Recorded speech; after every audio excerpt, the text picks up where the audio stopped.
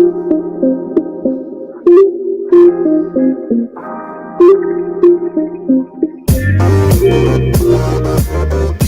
to the Wolverine Digest podcast, the best spot for objective and authentic coverage of Michigan athletics. If you want open dialogue, honest opinions, and in-depth coverage of the maize and blue, this is the podcast for you. And now, here's your host, Brandon Brown, joined as always by Chris Breiler. I just want to start by saying go blue. Welcome everybody on a Wednesday night, a little earlier than normal. Chris, how are you feeling? Are you no standby issues today? Everything's good at 6 o'clock? Nah, man. No, everything is good. Just got done with a early dinner, a little bit of an early dinner, so the belly is full, ready to put in a full hour's worth of work here before we get to the basketball game and they tip off against the Tar Heels. Yeah, I mean, so obviously, like we've talked before about basketball, like we're not in basketball mode, like it's all football all the time. There's no doubt, but the Jordan Brand Classic against Carolina, I feel like that's kind of like, and it was tipping like right at 7, so we would have essentially missed almost the whole thing. So anyway, hopefully anybody who wants to tune in to us, a couple of dinks, can do so, and then immediately flip over and watch the Wolverines on the hardwood. I think they're playing in either Madison Square Garden or Barclays. I can't remember. Somewhere out of region. And, that'll be a good test. I think one thing we've seen with Michigan basketball so far, I don't know, man. It's like, aside from Arizona State, they've kind of played down to their competition against some bad teams, and then they played pretty well against some of the good teams. So I'm curious to see how it looks today against Carolina. I'll obviously be tuned in watching it, put a little something up afterwards, probably. But we'll see. But obviously today, man, the big news around the college football world was National Signing Day. Now, I used to be all in all the time to the max with recruiting. Chris, you've never really been that guy, but you do understand the importance of recruiting, and you know people do get pretty jazzed up about it. But you have said before that it's like it's not really your cup of tea until they sign. Well, today they have signed. But even like today, there's some weird things that kind of happen. There's weird flips that take place. Michigan had it's just, that's a good way to put it. It's kind of like, I don't know, dude. It just, for someone who used to cover it all the time, and I was into it. I loved it. I even tweeted that Jair Hill's commitment kind of solidified it for me today. 2 days ago, he puts out a top 5, doesn't have Michigan in it, and then commits to Michigan today. Great player. 4-star kid, top 200 kid, like Michigan. He's a talented player. He was high on Michigan all the way through, but like as a person who used to cover that stuff, like why do that? Why the dog and pony show? Like I don't understand. Like you said, a circus type of thing, and then I don't know. Michigan did a lot of their work early. They had all their letters of intent in by like 10 o'clock. Save Zach Marshall out in California. Now he's in too. So like no big disappointments. A couple of nice commitments on the day. Michigan also signs Carmelo English, another 4-star wide receiver, top 200 type of kid, and Jair Hill. So it was a really good day for Michigan on the recruiting trail. But as a person who used to be so into it, I gotta admit, dude, I don't really miss those days. No, I mean, even like it's like the little things. It's like I was following along on social media, and it was like, well. When it was Jair Hill, the commitment's going to be at 4. Well, now it's been moved up to 2. Well, it turns out it's going to be at 4. It's like, Jesus Christ, I don't give a shit anymore. Just if you're interested in coming to the University of Michigan, sign your national letter of intent and then be on with it. Like listen, I know these kids want to have their moment, and signing day has become, where you put out the hats and it's become this sort of event. And I think that, when done the right way, it's fun and interesting for everybody involved and all the schools involved. But for me, it's like anything else on social media. It's just been pushed so far that it does become somewhat of a circus act. And I'm just turned off from it, man. I'm turned off from recruiting, especially now with what you can get out of the transfer portal, and you can get guys who have experience. They've actually participated at the collegiate level. They put in some work. They've got some things on film. So yeah, as years go by, I become less and less interested in recruiting. Now, I want to make clear, I do understand the importance of recruiting. I get that. And Michigan signed a pretty damn good class today, and I'm happy about that. But at the end of the day, I'm just not about the antics. And I always go back to Xavier Worthy. Xavier Worthy, I think he held like 2 separate signing events at one point in time, and it was putting on this hat and putting on that hat and trying to, like, I don't care enough anymore. I don't care. He kind of killed it for you, didn't he? Do I sound like that? Do I sound like the old get off my lawn kind of guy? Or a little bit. Or is it just a reasonable expectation that if you're a kid and you're interested in a school, you just pick that damn school? Chris really likes TCU's uniforms. He wants Michigan to have a black alternate uniform. Dude, he uses words like drip. He had notches cut in his eyebrow. You can't quite do it. Yeah. It's still there. I mean, give me – I'm far from it. I got J's and Yeezys up the wazoo in my closet, okay? You did just say wazoo, though. So, it's a give and take. We're almost 40. But no, I have a much different outlook on it than I used to when I was in it every day, and I was going to press conferences, and I was going to these announcements, and I was going to high school games every Thursday, Friday, Saturday sometimes when I could squeeze them in.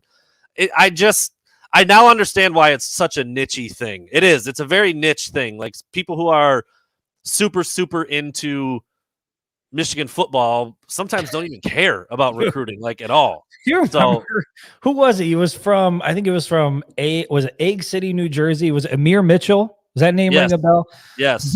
Dude announced by having a plane fly overhead, and it was pulling one of those long banners behind it that said, "I've committed to Michigan," or something like that. And then the dude was here for maybe a year before he transferred out and went somewhere else. He made a couple bad decisions. He actually looked like he was going to be. He made some plays as a true freshman. Looked like he might do some stuff. That is, I bring that up to say that's been going on for a long time. I mean, it's not anything that's new. It continues to get. I mean, it's like the gender reveals nowadays. You know what I mean? Like, people are getting hurt. Like, I saw somebody.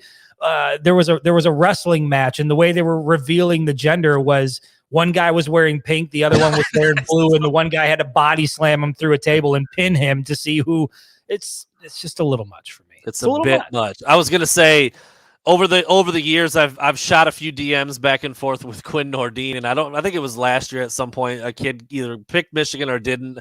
I don't even remember the exact scenario, but he said, man, these kids just with the way they're doing this and committing, it's just so much. And I'm like, bro, didn't you commit on a private plane as a kicker? And he just kind of like laughed. I'm like, yeah, I mean, like, it's turned into quite the ordeal. Yeah. And I will say, though, like, a lot of the people that Michigan targeted didn't go that route, but Jair Hill, I didn't like it.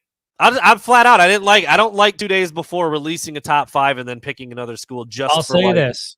This is all I'll say about it. I don't dig that. He might be a great kid, might turn out to be a phenomenal player at the University of Michigan, but it gave me strong Xavier Worthy and who was the other? I was getting Giles Jackson vibes. Like, I was getting those vibes from that. So I mean, I hope that's not the case. Obviously, you want him to pan out. I just, get off my lawn, old man, whatever it is you want to call me. Wasn't feeling it. Well, Sean didn't give any money, but I'm putting this up anyway because he's an OG and he just let me look at the news, man. Found out his girlfriend's pregnant. They're telling everybody on Christmas. I hope they don't tune into the show. We're about to ruin your whole surprise and your whole family ordeal. But that's pretty awesome, man. Congratulations on that. Now he does have a question. I see what he did there. He drops a way to bypass the pay to play, which I like. I like smooth, smart move, Sean Bennett. I like it, but he does have a good question, and it is Fan-Led Wednesday, so you don't need to give money to ask questions today. So we'll see what he's got. Do we think, Chris, that Michigan has actually found its passing game early in Big Ten play? It was all Blake, all running game, very few throws for JJ, couldn't get it going. Obviously against Ohio State, hit some big ones, didn't throw it like a ton. I don't know if we're ever going to see that. Probably not. But with Edwards, he's shown that he can carry the mail. It doesn't have to be a Blake Corum featured offense. How confident are you in that passing game, and what kind of impact will that have on winning this first round and then ultimately the whole damn thing? Well, listen, I'm going to give some insider information here, and I'm not sure if I'm allowed to do this, but I was able to sneak my way, even though I'm a media member. I was able to sneak my way into that Michigan open practice. I was in there, and guys, let me tell you something. I saw JJ McCarthy complete a pass to Roman Wilson beautiful ball. Saw a couple handoffs, saw a couple more completions. So I think that passing game has really come along. That's about the extent of the insider information I gained from that open practice. Before I was politely asked to get the fuck out of the practice. pretty much. I wondered if we were going to get up on that soapbox. We have a large one. I probably need to. The anger has not subsided. 1021. I probably need to get that drop. I don't know if we're going to have a drop system anymore, but when I say we have a large one, we need to put that in there. There you go. Okay, Sean, I appreciate it, man. I was just giving you a hard time anyway, but thank you for the donation and congratulations to you and your girlfriend and the whole fam. Hope that goes awesome over Christmas vacation. I don't know if it's a vacation, whatever. Hope you have a good time with that. Yeah. But to Chris's point, I mean, I think we had our doubts. We had our doubts about the passing game. Could they rely on it when they needed to? And I think the answer is yes. I mean, if you can do it against Ohio State, you can do it against anybody in the country. You did it against Ohio State in their house. You schemed some guys open. You had multiple long 40-plus yard touchdown passes. Obviously, the 2 long runs by Donovan Edwards as well. That game was full of explosive plays, and a couple of them came through the air. So we've always known that J.J. McCarthy has the talent. We know that the receivers have the speed to take the top off of defense. It was about opportunity and scheming it up and feeling like they needed or wanted to do it. That's really all it ever came down to. Yeah, in my opinion. I know J.J. missed some throws, but given enough tries, it's going to hit.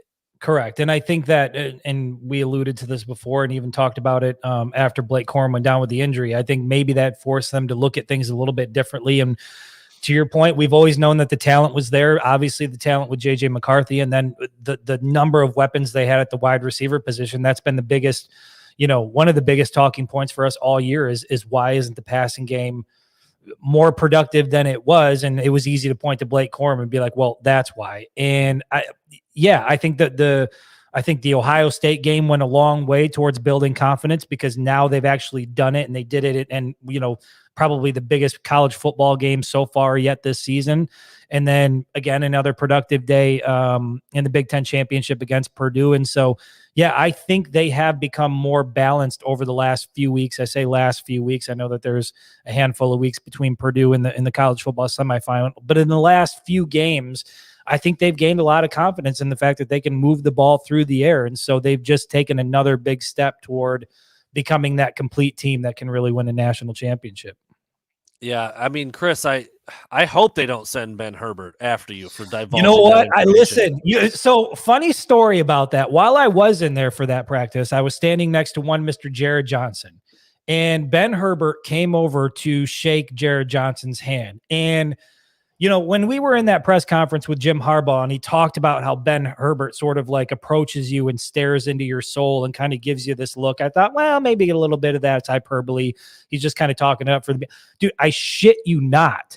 Ben Herbert came to Jared Johnson and like the look that he gave him was it was as advertised by Jim Harbaugh. Very intense, head down, eyes focused, like aggressive. You can tell that dude is just, he's the real deal. And I think I even put this out on a social media post not too long ago. I know that we want to retain everybody on Michigan's coaching staff, all the assistants that they have, but I think that guy has had such a big impact on the toughness, the physical toughness, the mental toughness in that locker room, that he is a guy that I want him to be in Ann Arbor forever, man. He just, whatever that it thing is, he's got it. You can tell by the way he walks around. You can tell by the way he interacts with the players. He's built differently. They don't make a lot of guys like that.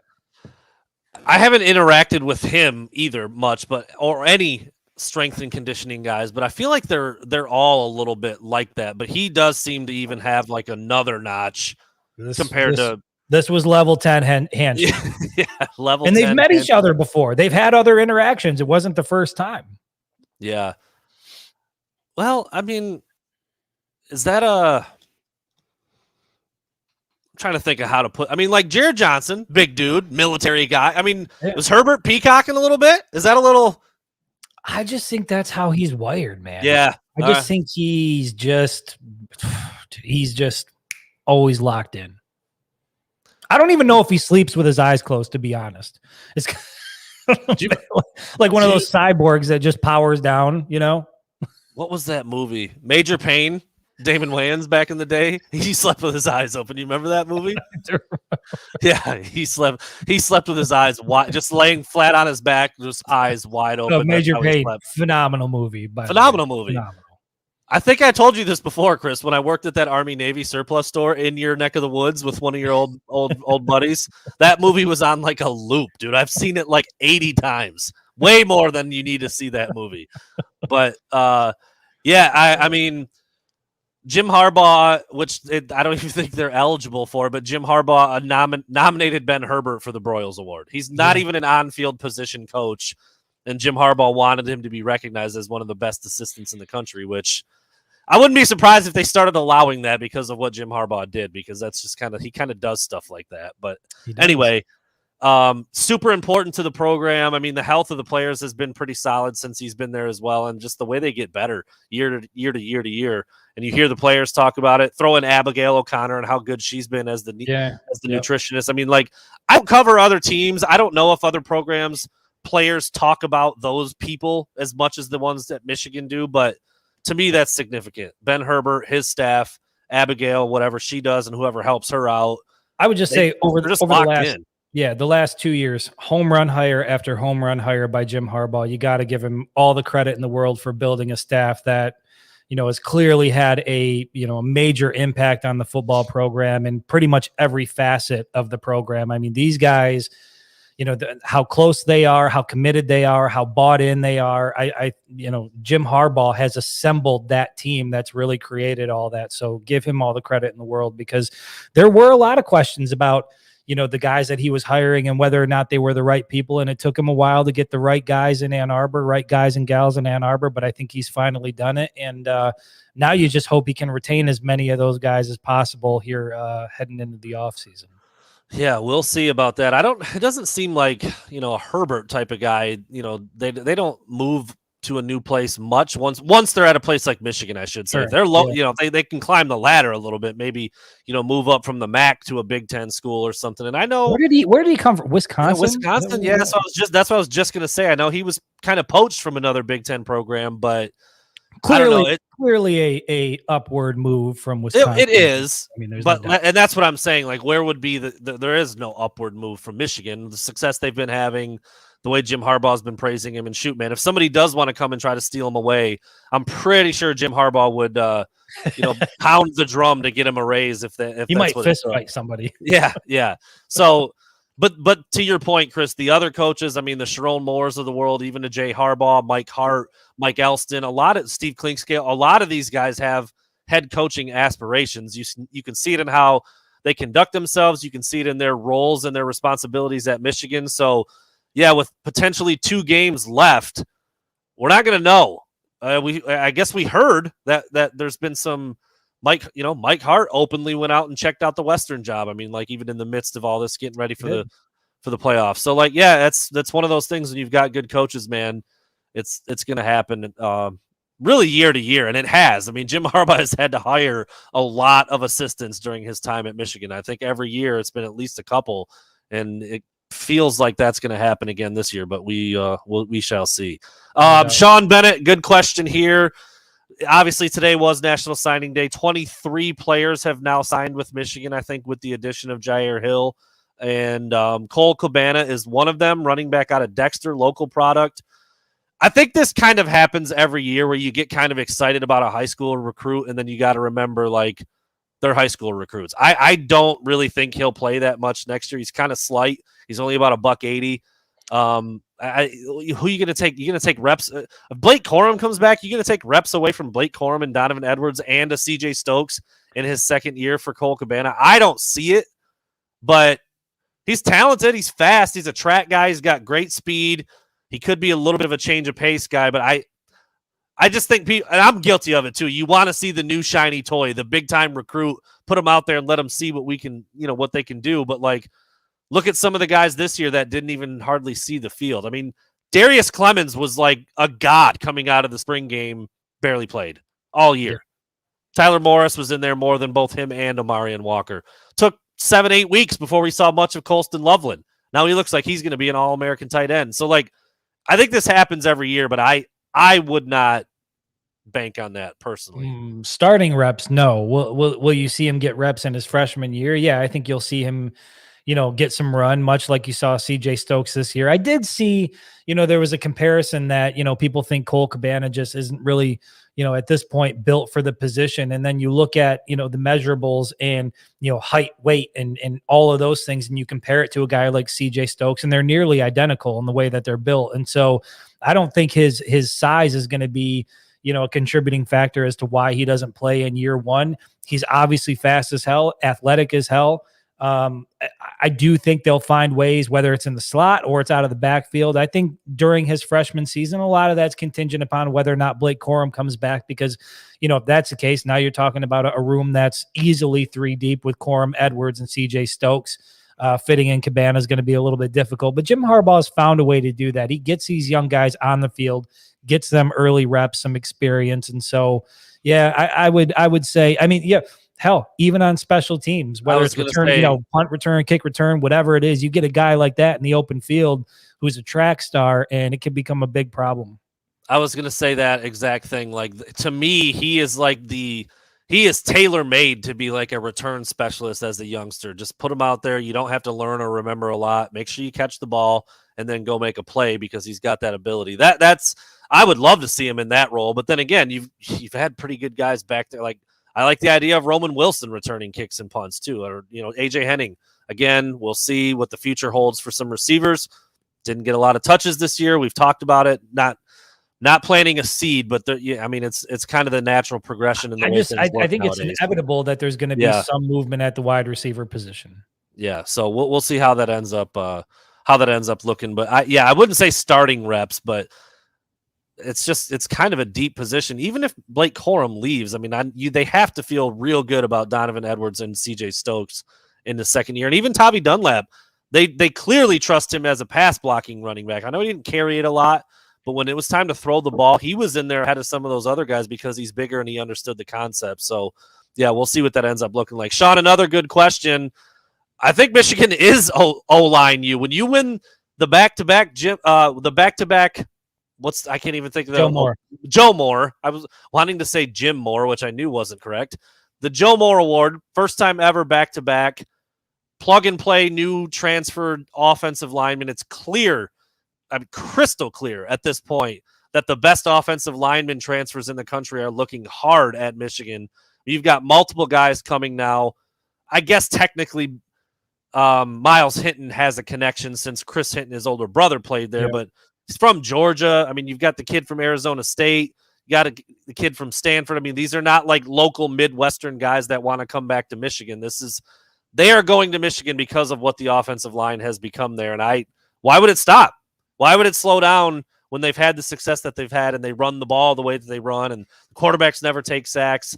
I can think of one reason, Chris. I want to get your input first on just the thought of Michigan kind of being that way. And they've always had a little bit of that. Like, that's a historical thing.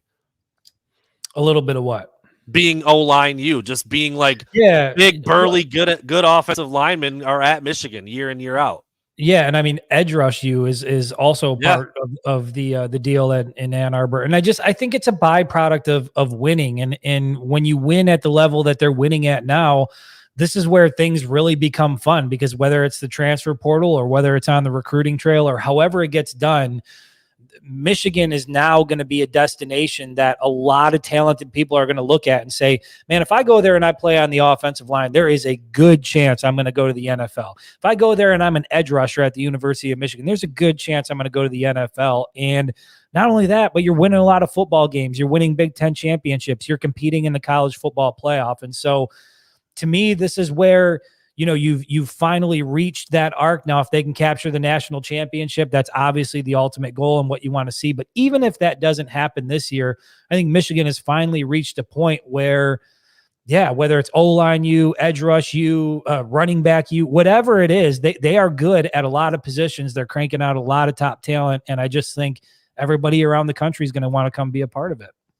So my point is, why wouldn't it happen? Why wouldn't it be offensive line you? Why would Sharon Moore? If Sharon Moore goes somewhere else, there you go. that could put a pretty big dent into what's going on with the offensive line and the O-line development. That's the only you we are not, Zach Woodruff, is wide receiver you. Not yet. I mean, don't get me wrong. We're recruiting great wide receivers, phenomenal wide receivers, but production numbers really aren't there. Look at Ben Herbert and tell him that he gets no raise. How would that conversation? I think he just tells you I'm getting a raise, and you just say, okay. Thank you. Have a good day, Ben.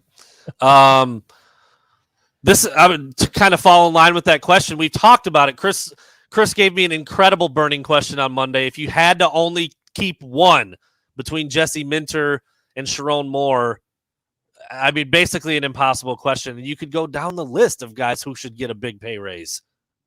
I mean, I'm saying Jesse Minter, I think, because I just, and again, I'm not like I'm not throwing seeds out there. This isn't insider information. I don't think that Sharon Moore is going to be back. I think he's ready to be a head coach. And I think there's going to be a lot of places that want to have him, be the head coach at their program. And so to me, probably Jesse Minter gets the biggest pay raise during the offseason because, again, you don't want to be in a situation where you're once again having to replace your defensive coordinator after a single year.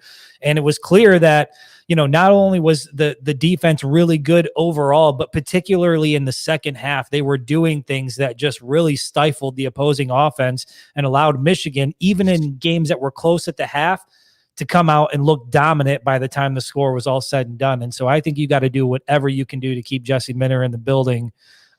He has just been, to me, it was, I didn't think there was any way they were going to hire somebody that was going to be better at that position and do a better job than Mike Macdonald did in 2021. And I can confidently say, now give a lot of credit to Mike Macdonald because I think he put a lot of that in place and, helped change the culture and the mentality and all of that stuff.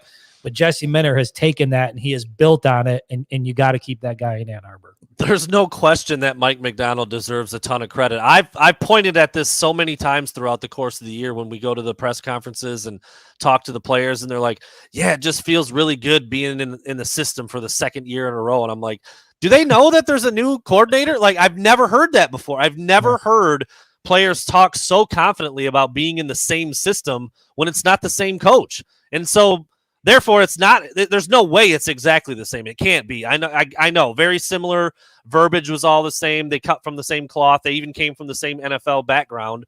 But it wasn't the same. But the fact that the players felt that way and said all of that is a huge testament to Jesse Minter and how he was able to build on what Mike Macdonald did. Because, I mean, you could make a pretty good argument that both years, the defensive coordinator, two different guys with different players, could have been the Broyles Award winner. Like, both of them were good enough to win that award. Let me ask you a question. Does Michigan have a first rounder on defense right now? I don't think they do. I don't think they do. I don't think it's even debatable. Actually, he's improved. He's improved on a defense. Well, who would you say? I would say Will Johnson probably will be a first round pick in 2 years. But I'm saying, okay, not right now. Not right now, correct. Yeah. So I don't think they have any first round talent right now on this. And that wasn't the case with Mike Macdonald. He had in the upcoming draft, 0 first rounders. Sure. None. Yeah. None. But talent, no doubt. A lot of NFL guys. That would be an interesting thing to look at. So you had 3 first rounders on last year's team: Aiden Hutchinson, David Ojabo fell to the second round because of the Achilles, and Dax. Are there more NFL guys on this year's defense compared to last year's? Maybe not the high end talent. I mean, but like, do 9 of the 11 guys go pro? Whereas last year, I don't know. I'd have to look back how many guys from the defense are in the NFL right now. I know there's at least those 3. I think that could be an interesting debate because you could understand why the defense has been more productive. I mean, I think Mozzie Smith could easily be a first round, but I could easily see a scenario where he slips to the second round and, unfortunately things happen and questions are going to be asked. I do think, as unfortunate as it is, and as much as I love Mozzie Smith, I think some of that might play a factor, and it's, it is what it is. Doesn't mean anything about, how productive he's going to be in the NFL and what type of career he's going to have at the next level. But, if he gets taken in the first half, or in the first round, I wouldn't be shocked. Defensive tackles have to be like just absolute game wreckers to go in the first round. And I think Mazi Smith is really good, and he's going to play in the league for 10 plus years probably. But I think you think back to guys who went that high as D tackles, like Ndamukong Suh, who was like a Heisman finalist. I mean, like absolute animals in the middle. And I think Mazi Smith is really, really good. But I mean, on that level, probably not. I'm trying to think, like Aaron Donald, another, like these are the kind of D tackles that you like. All right, that's a first rounder all day. I do think Mazi Smith will be a top 3 round pick, which is certainly nothing to nothing to be upset about, and he'll play in the league for a long time. So it would be interesting to look at that, because I think you go down the board and say, I think Jalen Harrell gets a look at the NFL. I think Mason Graham, when the time comes, will get a look. Mazi Smith. Mike Morris has the highest grade on the team right now as an NFL prospect. Junior Colson is an NFL linebacker.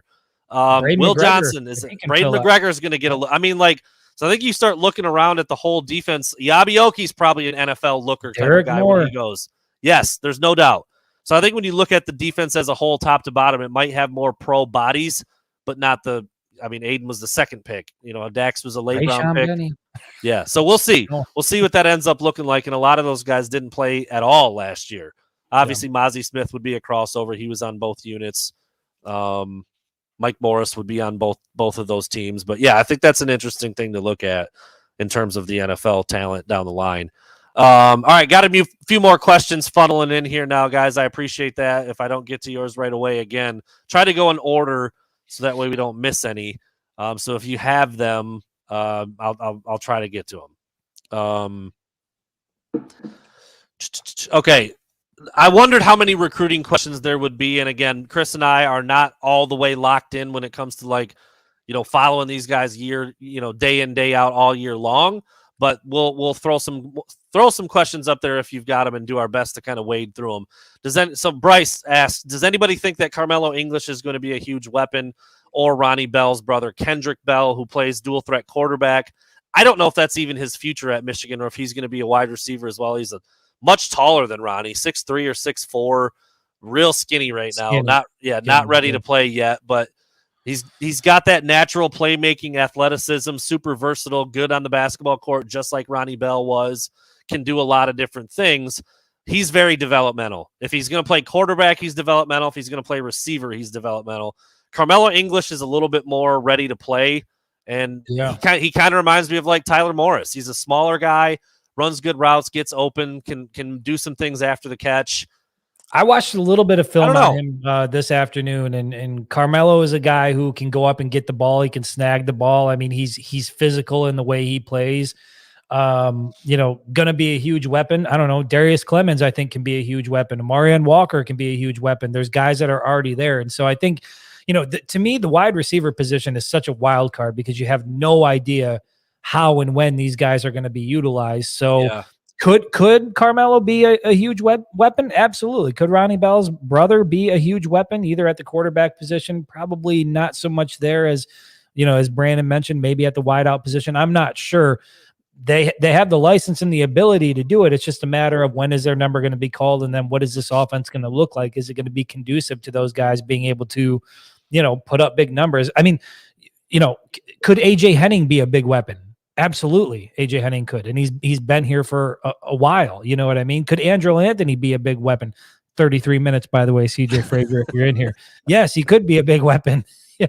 There's a lot of guys that could be. So I don't know. I'll reserve judgment on that until I see what the offense looks like in subsequent years. But yeah, absolutely, both of these guys can make an impact. Yeah, I mean, they're recruiting. Somebody mentioned it before we move on.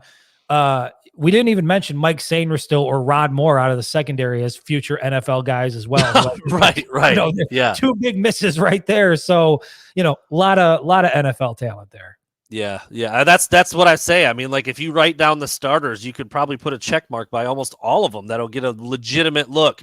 Now, that doesn't mean they're always going to stick. I mean, like, you go back a couple years, a guy like Lavert Hill, he didn't even have a cup of coffee in the NFL, which always surprised me. I can't believe he couldn't get I mean, he did. I think he was with like the Chiefs for a few days in the camp and then got cut. And then, yeah. So, would you say that Rod Moore and Mike Sainristil are head and shoulders better than Lavert Hill was at Michigan? I don't think I would say that. He was pretty damn good at Michigan, and then it just didn't work out at the next level. I mean, the NFL is a new ball game, dude. It is an elite step from college to pro, but I do think you've got a lot of dudes on that defense who would get a look at the pro level. I think this is a really good question, Michael Hall. Thank you for this. Who's the biggest get for Michigan, either from today, early signing day, and you look at that class top to bottom, or from the transfer portal? I mean, I think the obvious answer is going to be in the portal, because you have to some degree of certainty that those guys are going to pan out. I think it's going to be the linebacker, Ernest Hausman. I think that kid is going to slot right in there in that defense alongside Junior Colson behind what should be a very solid, stout defensive line and make 100 tackles next year. I think he's going to be a stud. I think it's Drake Nugent. I think you got to replace the top offensive center, or the top center in the country, in Olu Oluwatimi. And you need a guy that can come in and I know that they have guys that have been in the program and who are ready to step up, whether it's Crippen, whether it's Raheem Anderson, whether it's Reese Atterbury. They've got guys there at the position that, that are ready to step up and fill that starting role. But when you bring in a guy who's a 2-year starter, 24 starts under his belt, and done it at a Power 5 program, to me, that's just a big get for the Michigan offensive line overall. When you're not sure which pieces you're going to have back, which pieces you're going to lose, that is a guy that is a day one. If none of these other guys that have already been there are ready to step up, he's a day one starter. He's done it. He's proven he can do it at a high level. So, yeah, I mean, I think a lot of what they've done in the transfer portal has been pretty nice. I think I may have undersold Drake Nugent a little bit, because I said I don't think he's as good as Olu. I mean, you're talking about the best center in the country. I didn't think Olu was as good as Olu when they. I felt pretty good about Olu when I did some reading about him, and I just saw his build and kind of learned about his background and how he conducted himself, and super smart. I mean, I remember saying it, like, I've never been excited about a center in my life. And I am about him. I think he's going to make that big of a difference. I don't quite get that vibe from Drake Nugent, not yet, but I didn't realize that he was also a Remington watch list kind of player before. He didn't make it all the way through, and obviously Olu won the thing, but this is not just a center who can play the position. Like, he's one of the best, and now you grab him and you throw him in there. And you let Ben Herbert get his hands on him. Yeah, so I think he's going to have a very big role. I think he's the starter right now. I mean, I think that's why they went and got him, because they felt like, all right, we got a couple good ones. Atterbury looks okay. Crippen, Raheem Anderson, but they're still young, second-year guys in a couple of those instances. So you go out and find an old man Nugent, dude, and you put him in there. Boom. He's gonna own that spot. I feel like that's what they brought him in for. Where was that question at? Chris, I don't know if you and I ever talked about this question quite so directly before, so I want to put it up because I think it's a good one. From John Brenna. Did you think Michigan's season was over when Corum went down?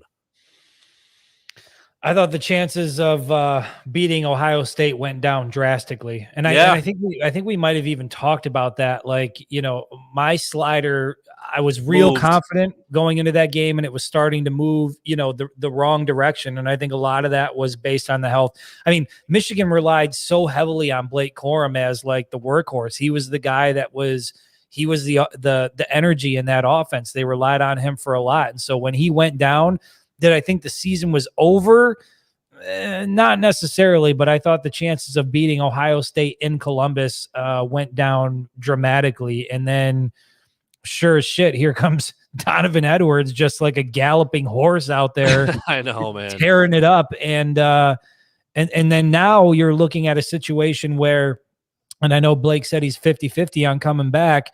I mean, I put up the article about Pro Football Focus College, and they've got J.J. McCarthy and Donovan Edwards already in their way too early top 10 Heisman contender list. I mean, if Blake Corum comes back, you literally have two legitimate Heisman Trophy type running backs in the backfield. And I know that people are concerned about, well, how are you going to split reps and how are you going to do all that? Look, Blake Corum carried the ball, 247 times this season. It's easy to split reps between those two guys and let both of them be.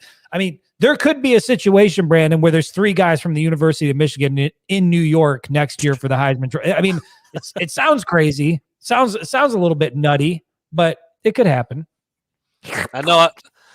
I I'll just do it for remember you. that. I just remember nobody else can hear. I can hear it, so I got it, but nobody else. That was you might that be was able the to go slurp sound. outside. You might be go outside on a quiet night, and you might, if that were to happen, you might hear the screams from East Lansing and just frustration and anger to have multiple Wolverines in New York. I thought you were going to say from your house. No. Chris is like, yeah.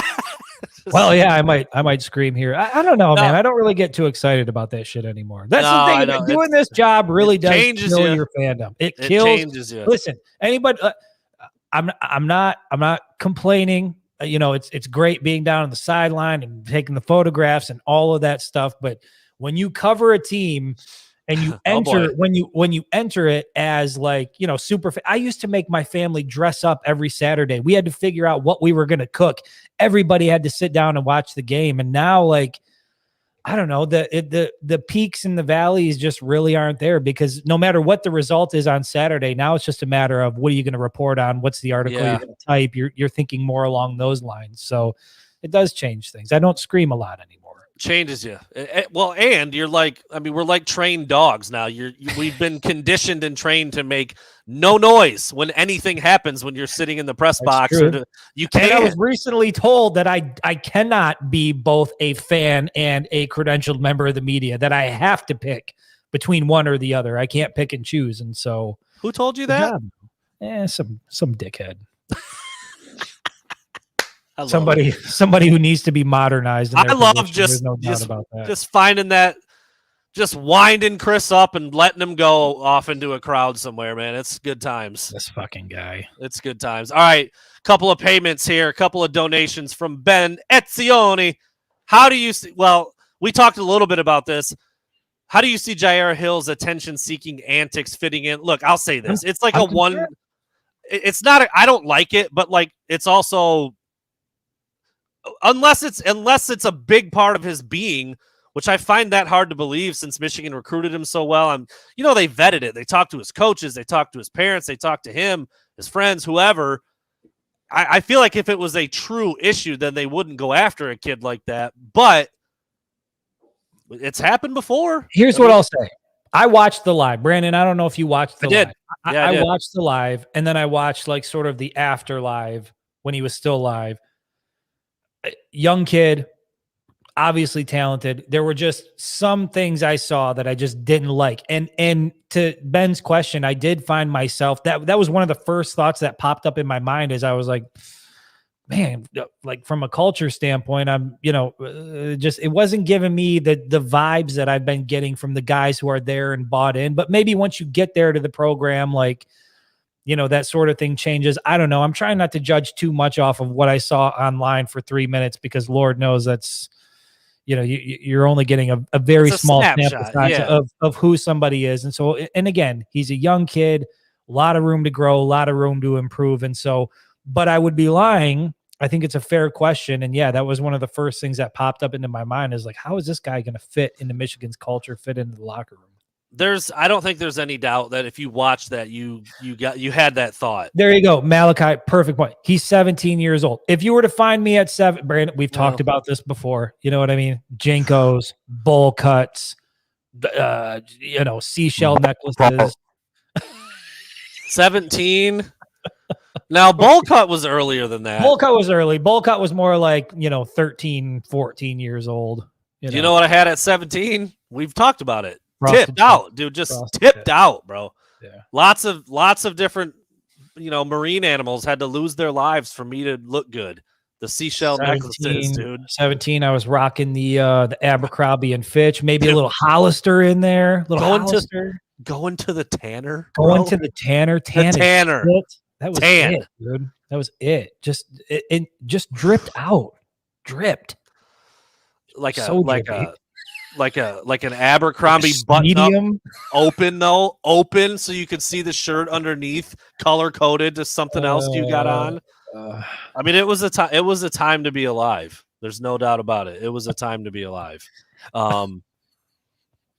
Yeah, I would have had to have a talk with my 17-year-old self if I was doing anything in the public like that. Yeah. But yeah, Ben with another question. Appreciate it, man. Looking way ahead, not that far ahead. Spring ball's just around the corner. But looking way ahead, will it be the first time Harbaugh allows for an undisputed QB1? There is There's zero doubt. Zero doubt. For as long as JJ McCarthy is in Ann Arbor, he is the starting quarterback. And I'll be honest, I feel pretty damn refreshed that there's going to be a full offseason without any sort of quarterback controversy. And again, Yeah. I mentioned this on one of our recent podcasts. That's the prevalent thought in Ann Arbor was for a long time that the most popular quarterback at Michigan is the QB2. It's the backup quarterback. Everybody always wants to see the next guy. And I don't think that's the case with JJ McCarthy. I think people are finally confident that they've got their guy. He's going to be back next year. He's going to be better, more experienced, more confident. And he's already playing really, really well. So the excitement level for him next year is just going to be off the charts. Not only that, I mean, it's like he's already one of the most confident, like prepared, zen, mature. Like he just has that about him. Just think about what he's going to feel like going in as the unquestioned guy. No, like, well, Cade's going to start this first week ahead of me, and then I'm going to come in, try to do something, then I get the next start. I mean, I'm sure he was ecstatic about that, super pumped as a true sophomore to get a shot to win the job. But it's not going to touch how he feels, prepares, and gets ready for his junior season, dude. I mean, he wakes up locked in, but it's going to be on another level next year as like I said, the standalone undisputed starter. Yeah, I can't even imagine what it's going to look like. One of the things I'm really, really excited for is, you can tell, I mean, you listen to Roman Wilson talk about him last night and Roman saying that he's one of the most cool, calm, collected guys he's ever seen out on the football field and the way that he's locked in. And I think the impact that JJ has on the team overall can't be overstated, but the impact that he's going to have on the younger quarterbacks who are there and a part of, like an Alex Orji or some of these other quarterbacks that are there and a part of the program. I just think who he is, what he's about is going to pay dividends even long after he's gone. I think he's setting the tone for how you operate in that position at the University of Michigan. And I'm excited about that. He's everything you want in a quarterback, from the physical ability, the mental ability that he has. He is the total package, and can't say enough good things about him, man. Yeah. I didn't get that feeling with Shea. I didn't get that feeling with McCaffrey. I know. I didn't get that feeling with Jake Rudock. I didn't get that feeling even when I thought Joe Milton was extremely talented. I didn't get that feeling with him. This kid he's different, man. He's just built different. And we've said this before. You come into contact with him and it's a positive experience. Like you always just feel like you're the most important person kind of in that interaction. He's just got that ability. I think Brad Robbins even referenced something about that. They were during a media availability. Brad Robbins was asked, like, what's the number one thing that stands out to you about JJ McCarthy? And Brad Robbins took what felt like about 9 minutes. Right. It took a long time. And he was he said, empathy.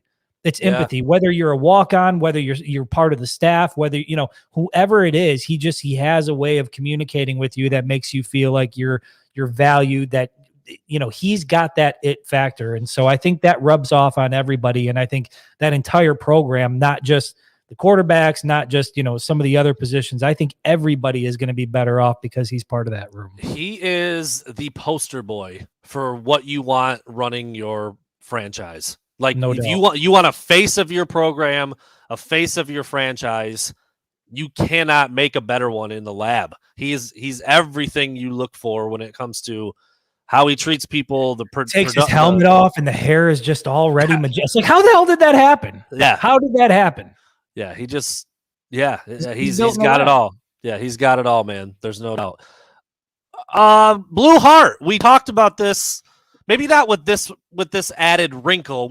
Chris and I both talked about what we think for Jim Harbaugh's future if the NFL comes calling again, or what that might mean.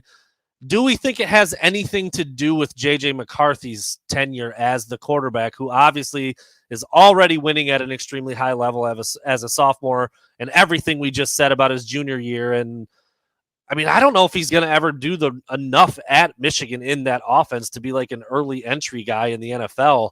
So it might be like 2 more full years of J.J. McCarthy as your starting quarterback. Does that factor in at all to what you think Jim Harbaugh is thinking about doing or will ultimately do? No, because I don't think he's going back to the league anyway. So, I mean, even after JJ leaves, I think he's going to have another quarterback in place, whether it's a transfer or whether it's a guy like Alex Orji or whoever it is that's in that position. And it's partially because Jim Harbaugh himself said his days of exploring the NFL were over. But, we know how things like that work, and times change and things change and people change and circumstances change. But I just think, by the time JJ leaves, Jim's going to be 61, 62 years old. The NFL coaches are getting younger. It's getting, I just don't see a scenario where there's going to be an NFL team that comes calling and says, we want you for the long haul. I mean, he goes and what's he going to do? Is sign a, 5-year, 10-year contract as a head coach in the NFL and coach till he's 70. I don't think that's where the game is headed. I think he's going to stay at Michigan even after JJ McCarthy's gone. I don't think that's going to play a factor. He also has a famed line about, I will grow up, I will play football, I will coach football, and I will die. So, I mean, like, maybe he does coach till he's damn near 70, 80 years old. I mean, Michigan, sure. Yeah. What else is that guy going to do? Another Joe Paterno situation where they're like wheeling him out into the sideline there. Good Lord. Nick, I'll throw your comment up there. Thank you for the donation. He just says that he's not worried about the commit's character. I mean, like Chris and I said, it was a snapshot. There were some things I didn't love how it looked, but like, he's going to come into that locker room as a small fish in a big pond, and that shit ain't going to fly. It just now some people I think try to continue to act that way, and they don't last. So we'll see. Like I said, the vetting process. Chris, I think it was Monday you mentioned, like when Harbaugh asks a coach about a kid that he's recruiting, and the coach kind of gets up in his chair and says, this is a kid that loves ball, or he says like, well, you got to get it out of him. If you can get it out of like, he knows what he's doing. Yeah. And so, and he doesn't miss very often. I mean, honestly, like Jim Harbaugh has a really good record when it comes to getting the right guys that can play, that will stick around, and that can also make it to the next level. It's like, it's a higher clip than most coaches have. I know that. I don't know the exact number, but I tend to not worry about it either based on the 4-minute video I watched today, but I didn't love it. I think I can confidently say I didn't love how it looked in some of the stuff that he did up there. And Chris, I think you watched it longer than I did, and it was even more stuff that I probably wouldn't have. Get out of here! Get off my. We're doing a little bit of the get off my lawn, but a little. I wish him all the success at the University of Michigan. I hope obviously I'm a fan of the program, and he's a talented kid, and I want to see it work out. Yeah, I mean, I'm not rooting against him for it today, but I would be like, nah, don't do that. And you don't need to act that way right now. But whatever. So, like you said, 17. We just went through the list of what we were doing. It's terrible. It's egregious, fireable in many ways for everything. Listening to Limp Bizkit, that's a fireable offense right there. Limp Bizkit, dude. Korn, Rob Zombie. I mean, that's what my boys were listening to that. I'm like, no, dude, that ain't Jagged Edge. Let's get married. We went with the same song, different starting point. That's interesting. It's interesting. All right, we're getting ready to wrap up here. It's almost 7:00. Basketball game getting ready. 7:00 on the dot. Almost on the dot. Thank you, Nick, for the donation. Just to talk about my old hairstyle, really appreciate that. Chris, you never did. Oh yeah, we have all been there, Matt. We've all did it been all there. For the nookie. We've all been there. Yeah, there's a good way to end it. Just Merry Christmas to everybody, or Happy Holidays, whatever it is that you celebrate. We will not be back until Monday, which will be the 26th. And actually, I will be in Arizona. Yeah, I'm heading down on Monday. Chris will join me a couple days later.